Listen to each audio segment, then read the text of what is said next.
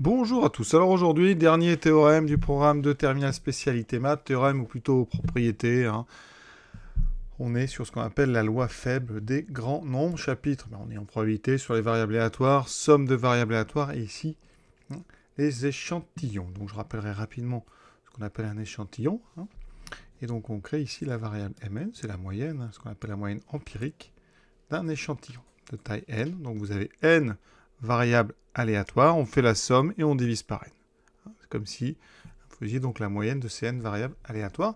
Eh bien, ici, il faut que toutes ces variables aléatoires, bien sûr, suivent la même loi, celle d'une loi x. Par exemple, on jette une pièce, pile ou face. Vous avez donc, on va compter le nombre de faces. Et vous auriez, par exemple, votre variable x qui peut prendre de valeurs. Donc, par exemple, face, pile, je vais prendre 0, face, je vais mettre 1 et j'ai des probabilités 1 demi, 1 demi. D'accord. Et donc, eh bien, on va répéter ça, jeter la pièce, peut-être 100 fois, peut-être 1000 fois. Et en jetant n fois, vous créez donc un échantillon de taille n, c'est-à-dire n variables aléatoires, x1, x2, x3, etc., xn, avec ces n variables aléatoires qui suivent la même loi donc que x. Elles sont répétées de façon indépendante. Et comme ça, on a ce qu'on appelle donc une moyenne empirique de n variables aléatoires indépendantes. Et on note ça m avec un n parce que, évidemment, vous avez n variables indépendantes et donc vous faites la somme. Donc c'est x1 plus x2, etc. Et en faisant ça, finalement, vous allez compter le nombre de fois que vous avez face et vous divisez par le nombre total de lancers. Donc si c'est notre pièce, mn, c'est donc la proportion de faces parmi vos n lancés. On sait que si la pièce est équilibrée, on a une probabilité finalement à chaque fois de lancer de 1,5. Eh bien, on peut démontrer, et c'est la loi faible des grands nombres, que la limite, quand n tend vers plus l'infini de cette moyenne empirique, c'est l'espérance de x. Autrement dit, si vous jetez par exemple, on lance 10 000 pièces, eh bien, si on regarde la proportion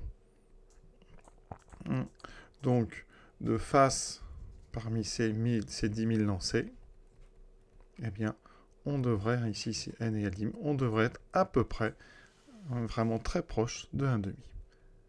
Et on peut quantifier cette approche avec ce qu'on a déjà vu, l'inégalité de concentration. Et cette inégalité de concentration, en faisant tendre n vers 0, elle nous donne la loi faible des grands nombres. Imaginons, dans cette propriété qu'on va démontrer après, que je prenne delta égale 0,01.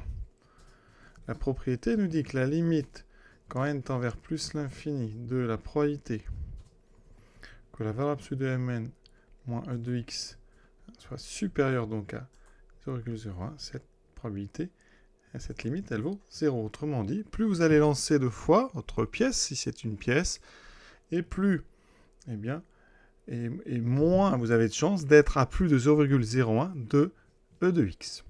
Donc on va forcément, quand n se grandit, avoir une valeur de mn qui se rapproche de e de x. C'est comme ça qu'on peut, par exemple, quantifier des proportions dans des lots d'un très grand nombre d'objets.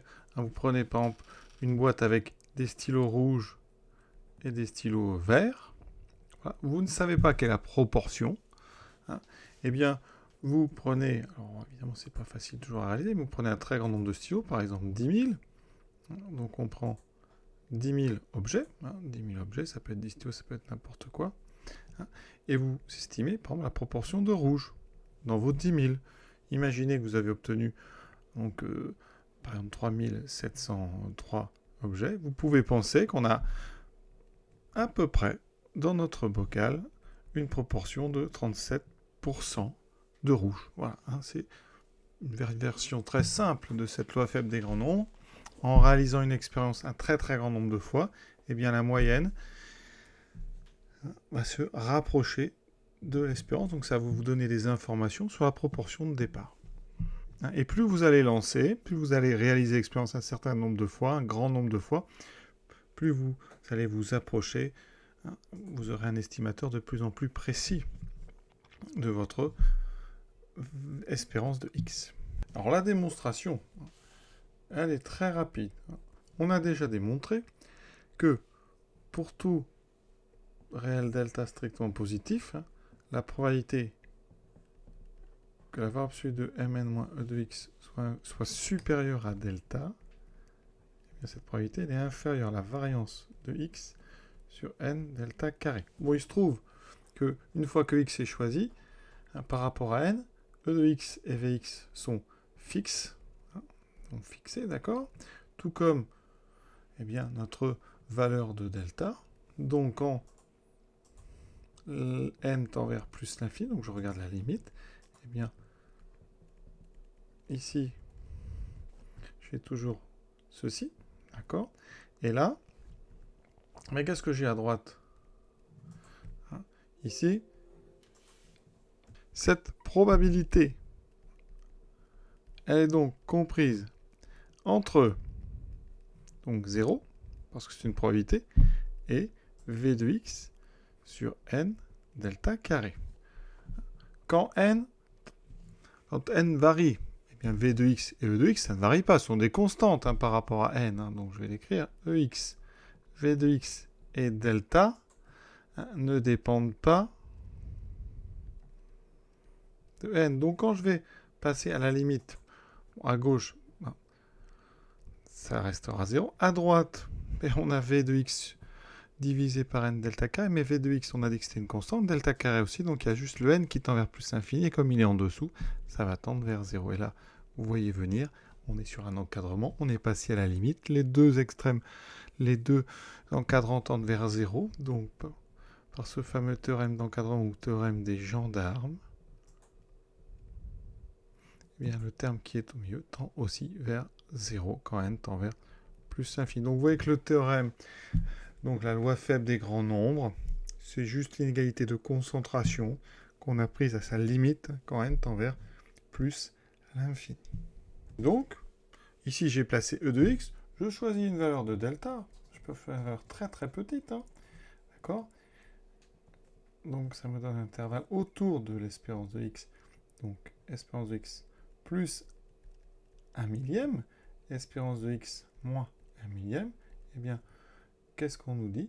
Quand n grandit, la probabilité d'être à l'extérieur de cet intervalle, elle tend vers 0. Donc, la probabilité d'être à l'intérieur de cet intervalle, elle tend vers 1 quand n grandit. Donc, quand n tend vers plus l'infini, vous êtes de plus en plus certain, ou quasi certain, d'être donc à moins de 0,001 de l'espérance de x. Et voilà pourquoi, en fait, on peut prendre delta aussi petit qu'on veut, on va se rapprocher autant qu'on veut, augmenter vraiment cette probabilité autant qu'on veut, près de 1, et voilà pourquoi mn tend finalement vers e de x, quand n tend vers plus l'infini. Et donc, la moyenne, quand n est très grand, c'est un bon estimateur de l'espérance de x. Et donc, c'est un théorème qui va servir, quand on a des échantillons, à en déduire une valeur approchée ou une valeur parfois exacte de l'espérance donc d'une variable aléatoire. Petit exemple, donc on prend une urne, ici je mets dans cette urne 5 boules blanches et n boules noires. Je ne sais pas combien il y a de noires, et je tire une boule au hasard.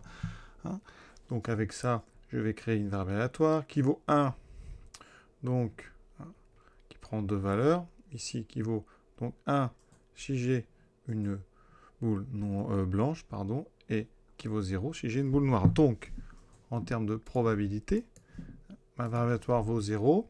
Quand j'ai une noire, donc j'ai une probabilité de n sur 5 plus n, et j'ai un 1, 5 sur 5 plus n. Ça, c'est donc mes probabilités. L'idée, c'est donc d'estimer la valeur de n en procédant à beaucoup de tirages. On va tirer 100 000 boules de façon totalement indépendante, donc on va remettre à chaque fois, c'est simple, vous piochez une boule, vous notez sa couleur, vous remettez, vous mélangez, vous repiochez, et ça 100 000 fois. En faisant ça, on va donc créer un échantillon de taille 100 000. On nous dit qu'on obtient une proportion, ici une moyenne de blanches à 0,294, donc proportion, on va appeler PB, donc c'est 0,294. Qu'est-ce qu'on peut conjecturer? Eh bien, on sait que, en fait, ici, ben ça c'est une valeur de notre moyenne. Hein. On sait que, eh bien, quand n est très grand, Mn peut représenter une bonne estimation de notre espérance. Ça veut dire qu'on peut imaginer, donc, que la proportion donc de blanche au départ est la même, et donc égale à 0,294. Donc après, combien y a-t-il de noirs? Eh bien, on va faire un petit calcul. Vous avez dit donc, blanche, c'est 0,294, et on en a 5. Au total, j'ai 5 plus n boules, ça représente 1. Je fais un petit produit en croix, et donc j'obtiens 5 plus n multiplié par 0,294 est égal à 5. On résout cette petite équation et vous allez voir qu'on va trouver la valeur de n. Alors, c'est une conjecture, hein, mais on sait qu'on sera très proche parce que on a quand même lancé un très grand nombre de fois. Et si on voulait avoir une valeur encore plus précise ou plus exacte, enfin pas exacte mais plus précise, eh bien on multiplierait le nombre de tirages. Et donc, c'est ce qu'on appelle la loi faible des grands nombres. Alors, c'est pas forcément très précis parce qu'on ne sait pas quantifier la taille du nombre n qu'il faut pour avoir la précision, hein, une précision qu'on souhaiterait.